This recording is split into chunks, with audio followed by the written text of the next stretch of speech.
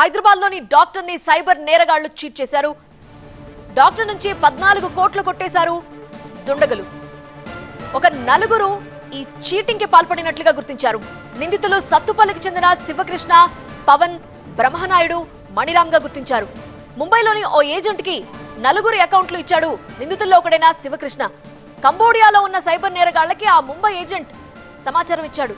Mule accounts ఇచ్చిన నలుగురిని arrest చేశారు పోలీసులు.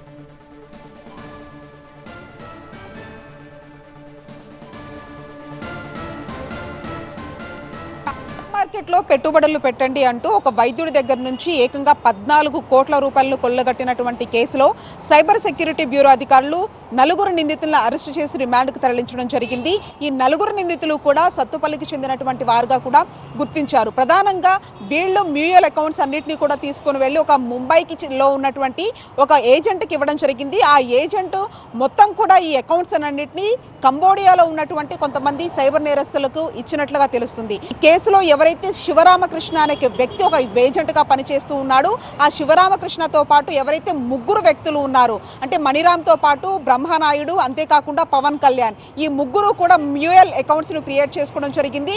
ఈ మ్యూచువల్ అకౌంట్స్ అన్నిటికీ సంబంధించి శివరామకృష్ణ ఒక ఏజెంట్గా ఉన్నాడు కాబట్టి అతను వెళ్ళి ముంబైలో ఉన్నటువంటి మరొక ఏజెంట్కి అప్పచెప్పడం జరిగింది. ఆ ముంబైలో ఉన్నటువంటి వ్యక్తి కాస్త కూడా ఈ కంబోడియాలో ఉన్నటువంటి ఈ యొక్క సైబర్ నేరగాళ్ళకి అంతా కూడా ఈ మ్యూచువల్ అకౌంట్స్ అన్నింటినీ కూడా పంపించడం జరిగింది. ఈ నేపథ్యంలో ఒక వైద్యుడి దగ్గర నుంచి ఈ స్టాక్ మార్కెట్ల పేరుతో ఫేస్బుక్లో తొలుత ఒక మౌనిక అనే ఒక పేరుతో ఒక మెసేజ్ పంపించడం జరిగింది. ఆ తర్వాత ఆమె కష్టాల్లో ఉన్నానంటూ ఒక చెప్పడము, అంతేకాకుండా ఆ వైద్యుడిని అంతా కూడా బురిడి కొట్టించి అతని చేత కూడా స్టాక్ మార్కెట్లో పెట్టుబడులు పెడితే అనేక లాభాలు వస్తాయంటూ కూడా తొలుత 10 లక్షల వరకు పెట్టించడం జరిగింది. ఆ తర్వాత కాస్త కూడా అది 14 కోట్ల వరకు పెట్టుబడులు పెట్టించిన తర్వాత అతను ఆ విత్డ్రా చేసుకునేటటువంటి సమయంలో కూడా ఆ యొక్క అకౌంట్ అంతా కూడా పూర్తి స్థాయిలో కూడా స్పందించకపోవడం, కాల్ చేసినా కూడా స్పందించకపోయేసరికి సైబర్ సెక్యూరిటీ బ్యూరో అధికారులను గత నెల నవంబర్ను ఆశ్రయించాడు వైద్యుడు. దీంతో కేసు నమోదు చేసుకుని అన్ని కోణాల్లో దర్యాప్తు చేసినటువంటి సైబర్ సెక్యూరిటీ బ్యూరో నలుగురిని అరెస్ట్ చేసి రిమాండ్కు తరలించడం జరిగింది. ఎవరైతే ఈ మ్యూచువల్ అకౌంట్స్ని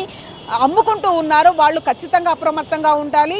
అంతేకాకుండా ఈ విధంగా వాళ్ళు మ్యూచువల్ అకౌంట్స్ని కనుక అమ్ముకున్నట్లయితే ఖచ్చితంగా వాళ్ళ మీద చర్యలు తీసుకొని కేసులు నమోదు చేసి రిమాండ్కు తరలిస్తామంటూ కూడా చెప్పినటువంటి క్రమంలో ఇప్పుడు ఈ కేసుకు సంబంధించి కూడా ఒక నలుగురు వ్యక్తుల్ని అరెస్ట్ చేసి రిమాండ్కు తరలించడం జరిగింది. జర్నలిస్ట్ లక్ష్మణ్తో కలిసి జ్యోతి టీవీ9 హైదరాబాద్.